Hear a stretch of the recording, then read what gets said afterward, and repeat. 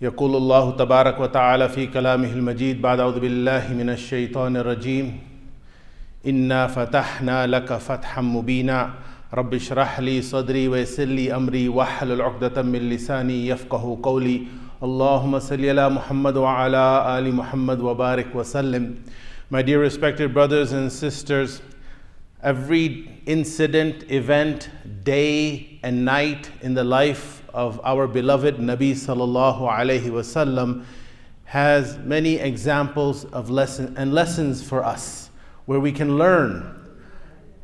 When it comes to leadership qualities that we can learn from the seerah of Nabi sallallahu alaihi wasallam, the one event that stands out over and above all other events is Sulh Hudaybiyah, the Treaty of Hudaybiyah.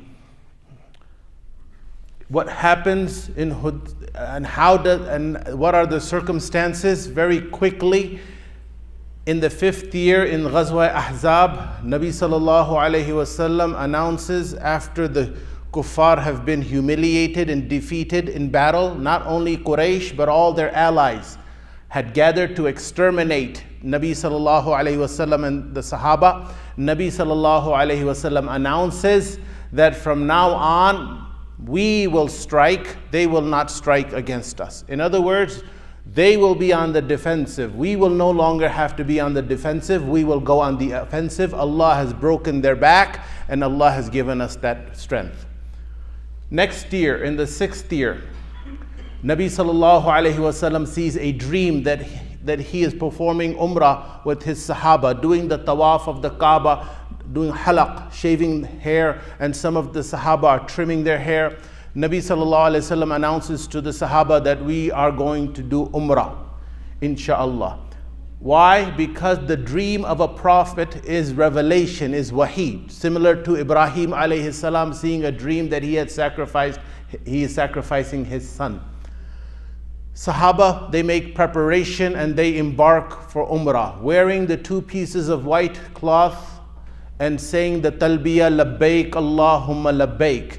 How many of them were there? According to one narration, 1,400. According to another narration, 1,500. And they take with them the animal for sacrifice, which is an option in umrah. You mark that animal, earmark it. You would put some color on it, or you would hang something around its neck, this sheep, goat, or camel, so everyone understood that this animal is designated for udhiyah, for sacrifice, and no one is to tamper, touch, or disturb, or harm this animal. So they had these animals with them, hadi. And they stop, the camel of Nabi sallallahu alayhi wasallam stops at Hudaybiyah. And it would not go any further. Nabi sallallahu alayhi wasallam said, Allah, the one who stopped the elephants of the army of Abraha, is the same one who has stopped my camel at this point.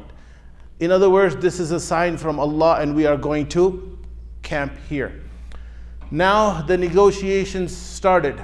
But before the negotiations, the kuffar, they were in a dilemma. What dilemma were they in? This is the biggest decision-making dilemma they had ever faced. On one hand, they were the sole custodians of the Kaaba. It was an honor, unimaginable honor and respect to be the sole custodians. Not only that, they also had a monopoly on idolatry. They decided which idol would be inside the Kaaba and which idol would be outside the Kaaba. Anyhow, now with that authority comes responsibility. This responsibility was that they were in charge of taking care of the people who came for Hajj and Umrah.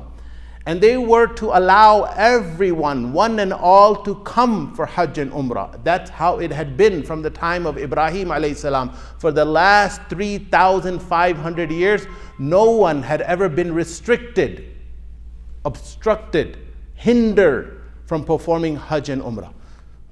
But on the other hand, if they allow Nabi sallallahu alayhi wasallam and his 1,400 Sahaba to do Umrah, as they say in Urdu, naak kat jayegi. They will lose face in front of all of Arabia, that they were overwhelmed by Nabi sallallahu alaihi wasallam and the Sahaba, and they had no choice. They will look like the underdogs, and it will seem as if Nabi sallallahu alaihi wasallam had the upper hand, and they had no choice but to allow Nabi sallallahu alaihi wasallam to do Umrah. What to do?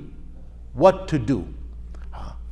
They thought maybe if we engage in some skirmish or battle, that will be an excuse for disallowing the Nabi sallallahu alaihi wasallam and the Sahaba from performing Umrah. So they were hoping that Nabi sallallahu alaihi wasallam would engage in some warfare, some conflict. Nabi sallallahu alaihi wasallam had made it very clear that our intentions are pure. We have no intention of causing any harm. We have not come to wage war. Our intentions are to perform Umrah. What did they do? Quran speaks, هُوَ الَّذِي كَفَّ أَيْدِيَهُمْ عَنْكُمْ وَأَيْدِيَكُمْ عَنْهُمْ. He is the one, Allah, who restricted their hands from reaching you and your hands from reaching them. They wanted this conflict. Nabi sallallahu alaihi wasallam understood what they wanted. And lesson number one to learn from leadership lesson number one, learn how to diffuse the situation. When they tried to attack, 80 of them, 80 youngsters from Kaaba, from Mecca, the Sahaba who were standing guard, they took them to Nabi sallallahu alaihi wasallam. Nabi sallallahu alaihi wasallam, they deserved the death penalty because it's not war. What were they trying to do? Ambush and slaughter all the Sahaba while they were sleeping in their tents. So the penalty was death. But Nabi sallallahu alaihi wasallam did not even take any ransom for them and set them free, sent them back to Mecca. And not only that, Nabi sallallahu alaihi wasallam gave them a message: tell your leaders that we have come not to fight any war, not to wage any war. We have come with peaceful intentions to perform Umrah.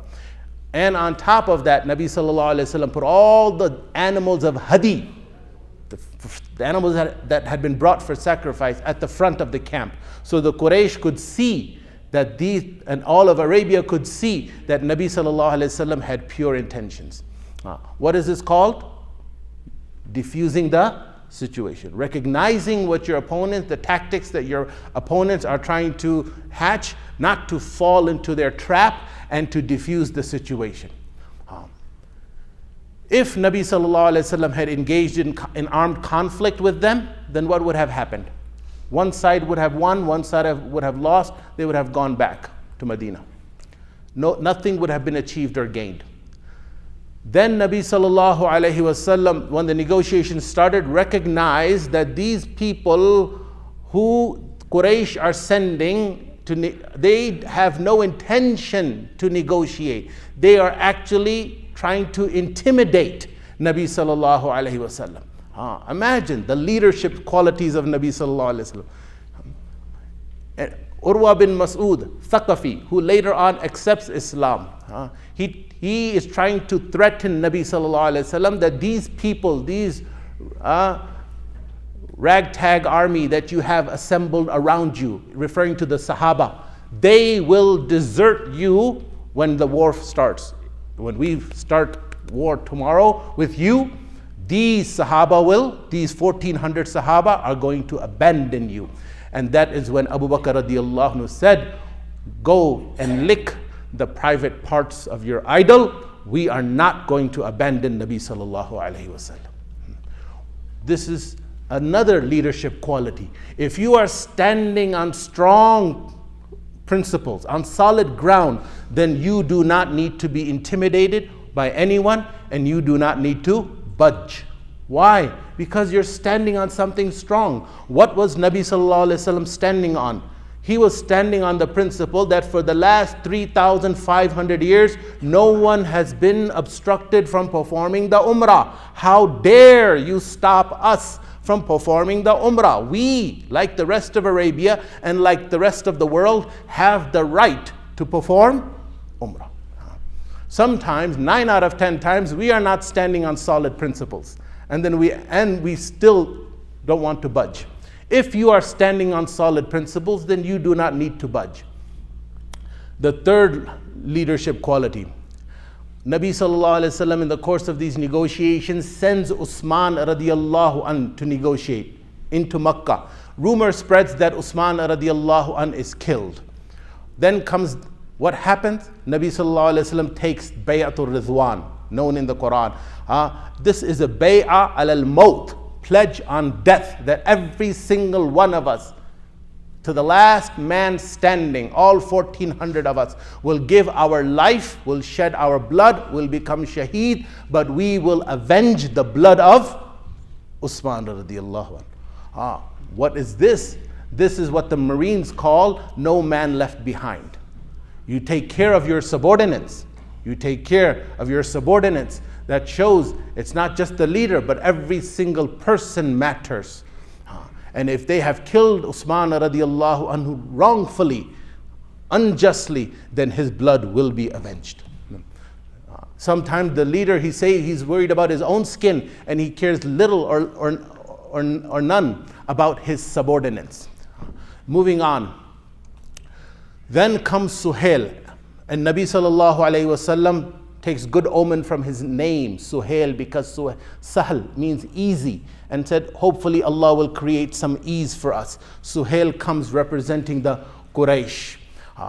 And what are the should I say, the clauses of the treaty that Nabi sallallahu alayhi wasallam agrees upon?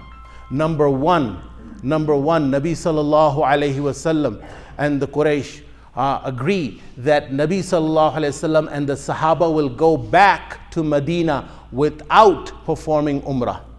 And next year they can come. And when they come next year, they will come unarmed, and they will only stay in Makkah for 3 days, and they will go back.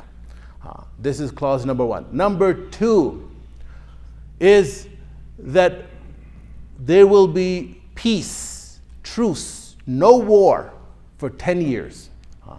And this is what Nabi sallallahu alayhi wasallam wanted all along. Imagine, no war for 10 years.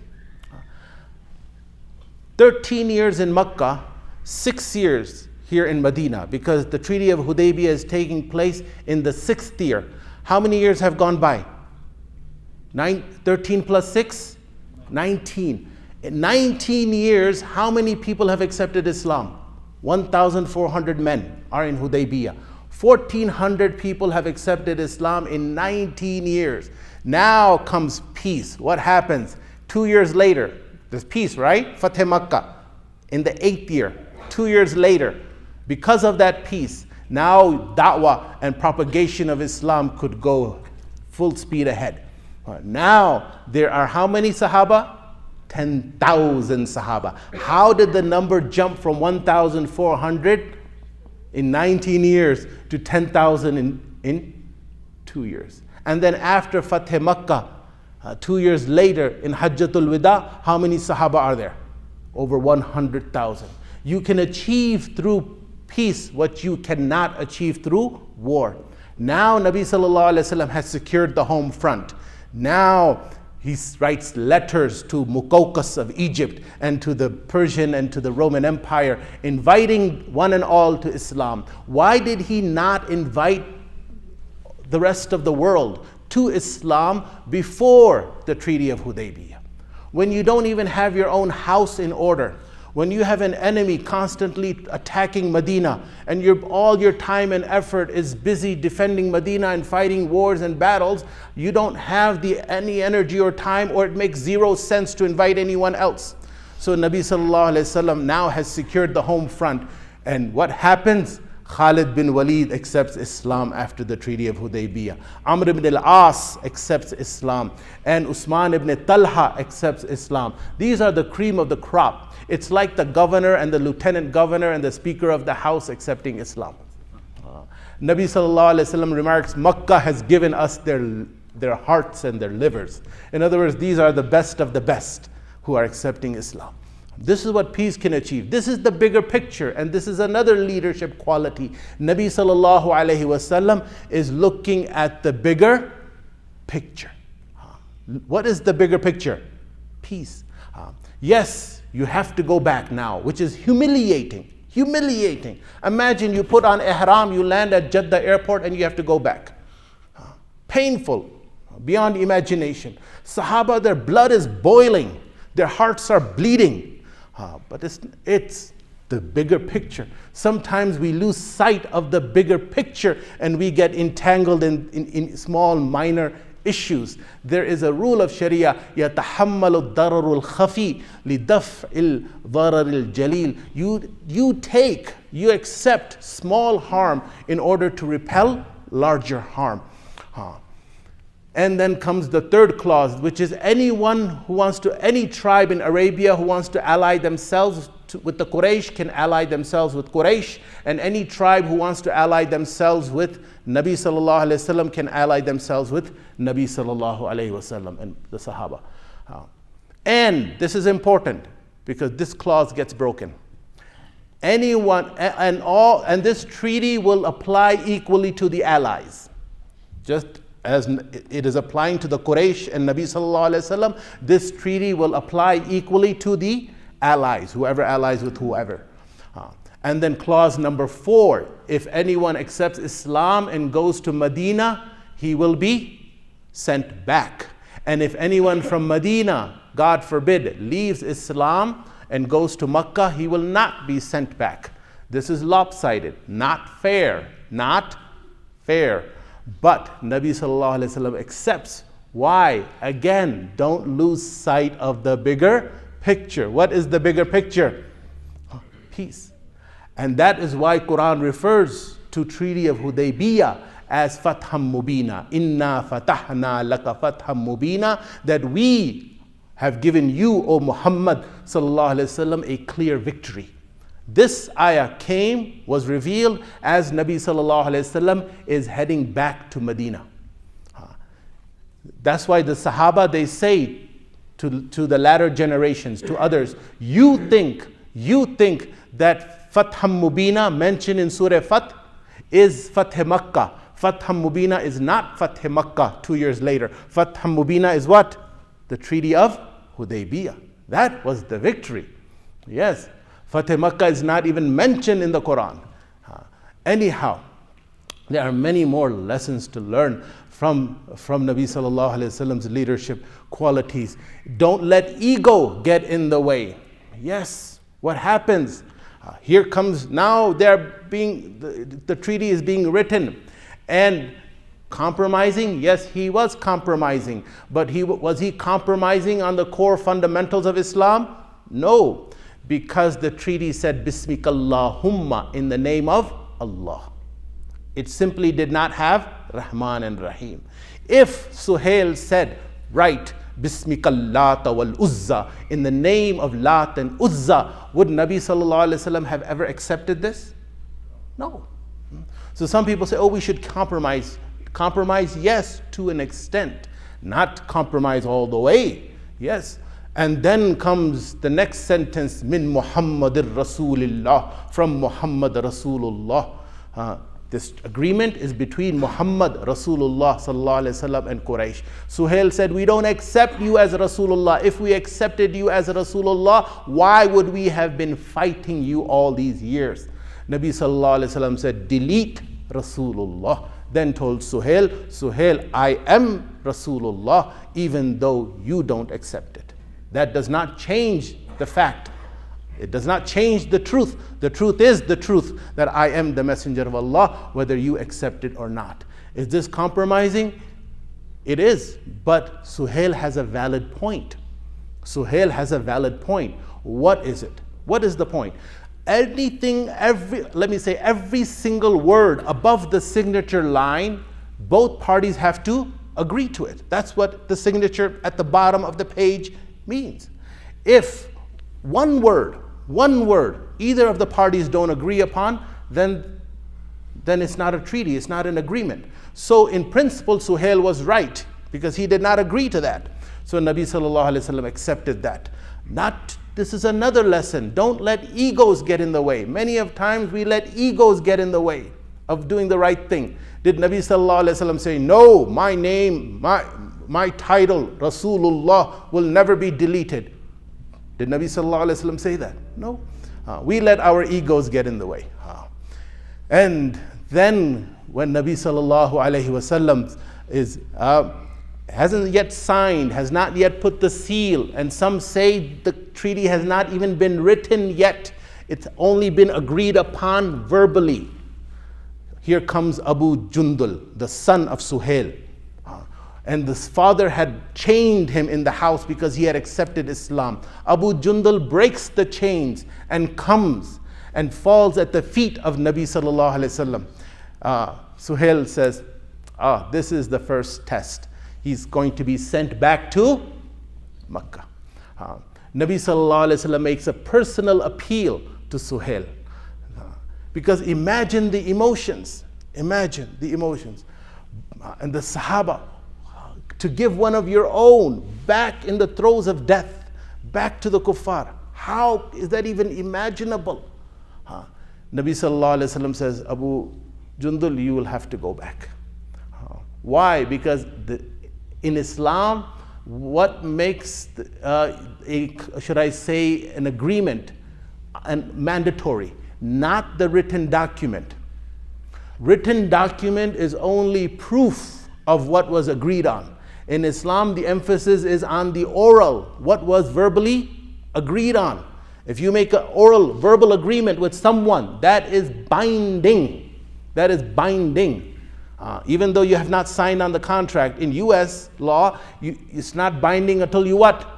Sign on the dotted line. In Islam, it is binding if you have verbally agreed on it. Nabi sallallahu alaihi wasallam had verbally agreed. Even though all these clauses, 5 clauses, were not yet written down, but verbal agreement is binding. And Nabi sallallahu alaihi wasallam sent Abu Jundul back. A leader has to stick to his word. And then Nabi sallallahu alaihi wasallam comes out and announces to the Sahaba to do the sacrifice and do the halaq and take off your ihram. The Sahaba, this is the plausible explanation, is they were in shock. They were in denial, as you would say. How could this be? And maybe, and there's a chance, they were thinking that some verse, some ayah, some new revelation will come down and maybe we will be allowed to do umrah. And then Nabi sallallahu alaihi wasallam came to Salama, the wife that was with him on this journey, and she said, "Oh Nabi of Allah, why don't you, by example, take off your ihram, shave your head, do qurbani, sacrifice the animal, and your Sahaba will follow suit." And that's what happened. This is the 7th quality of a leader, that he has to lead by example. He has to lead by example. As I said, every single day and night, an event, an incident in the life of Nabi sallallahu alaihi wasallam is full with lessons. But if you are looking for leadership qualities, then the one incident that stands out above all others is the Treaty of Hudaybiyah, where Nabi sallallahu alaihi wasallam's leadership qualities are highlighted like none other. May Allah Azza wa Jalla enable all of us to live our life in the light of Quran and in the seerah of Nabi sallallahu alaihi wasallam. Wa ma alayna illa al-balagh. Please pray your sunnah.